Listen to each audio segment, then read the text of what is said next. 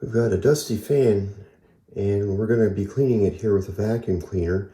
Another thing about this fan, it's a good working fan, but when you turn it on and you turn it off, the fan blade stops kind of rapidly, indicating that it needs some oil.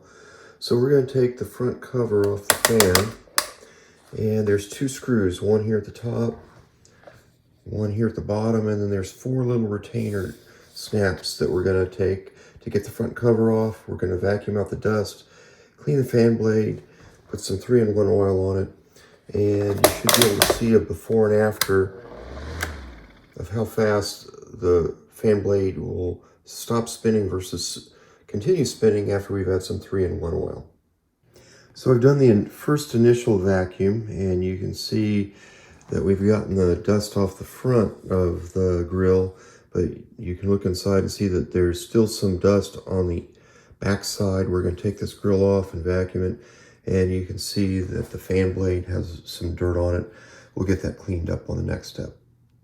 We've got the front cover taken off, and you can see the dirt that was on the back side. You can see the dirt that is on the fan blade, and when we tap it, you'll see that the fan blade doesn't spin very far.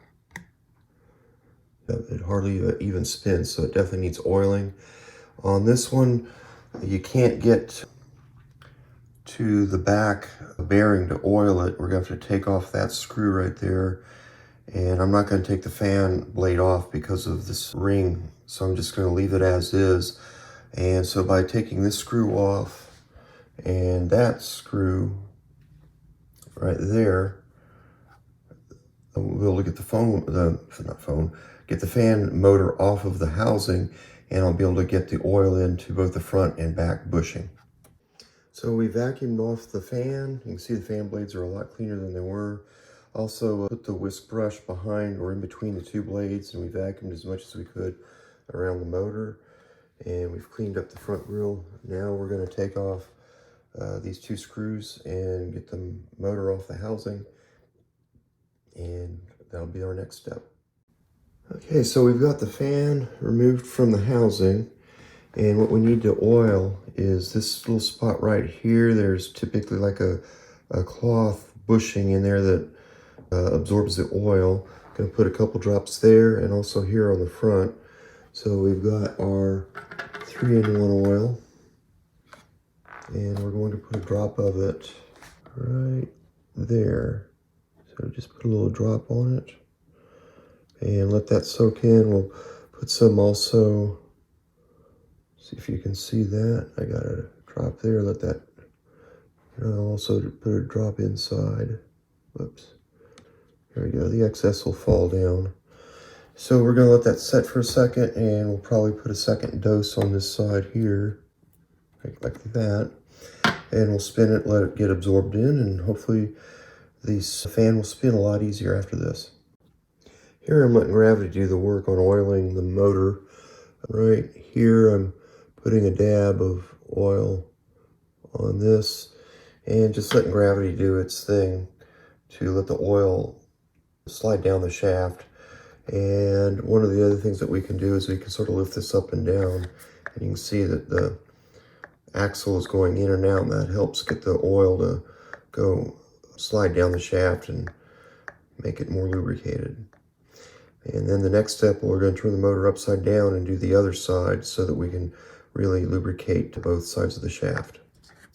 Here I've got the fan blade facing up or slightly up, and to make it where I can get more oil in here, I used an old toothbrush that I found under the sink and cleaned out all the dirt away from the axle. That way when we get the oil put in here, the oil should be able to go freely down the front axle to the bearing. We're letting the oil soak in. We've oiled both the front and back bushings, and to catch any oil that's going to fall off, because you have to squirt a few extra drops in, got a paper towel here to absorb any oil that's going to drop off. And then after a few minutes, we'll wipe off the motor and reassemble the fan. So we've reassembled the fan back into the housing, and so it spins a little bit better, and hopefully it'll spin a lot better once we get it going. And we'll plug it in, and hopefully it's a little bit more efficient since we've oiled it with the 3-in-1 oil. Got the fan reassembled, so you can see that we got the dust off. Now we're going to turn it around and turn it on, and you should be able to see the motor, the fan spin. When I stop it, it should take a little bit longer to slow down, which it does, and that's because we oiled it. Whereas when we first took it apart, the fan blade stopped almost immediately. Here, it coasts to a stop. So, got a cleaner fan that's going to be a little bit cheaper to run since it has less resistance.